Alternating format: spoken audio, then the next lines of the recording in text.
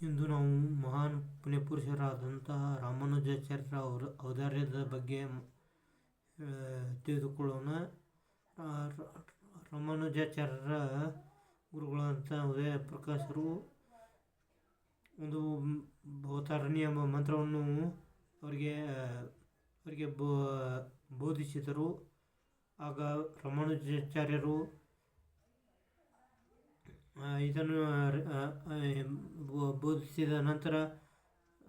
ಬೋಧಿಸಿದ ನಂತರ ಇದನ್ನು ಯಾರಿಗೂ ತಿಳಿಸಬೇಡ, ತಿಳಿಸಿದರೆ ನೀನು ನರಕಕ್ಕೆ ಹೋಗುವೆ ಎಂದರು.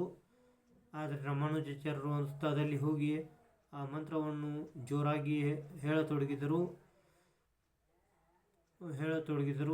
ಭವತಾರಿಣಿ ಮಂತ್ರವನ್ನು ಹೇಳತೊಡಗಿದರು. ಅದನ್ನು ನೋಡಿದ ಉಳಿದ ಜನರೆಲ್ಲರೂ ಕೂಡ ಭವತಾರಿಣಿ ಮಂತ್ರವನ್ನು ಹೇಳಿ ಮುಕ್ತಿಯನ್ನು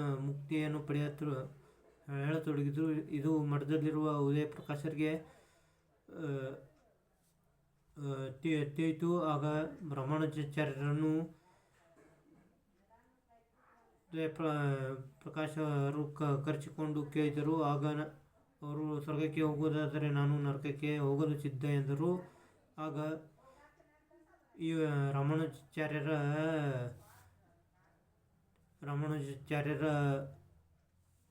ಔದಾರ್ಯವನ್ನು ಮೆಚ್ಚಿಕೊಂಡರು. ಉದಯ ಪ್ರಕಾಶರು ಮೆಚ್ಚಿಕೊಂಡರು.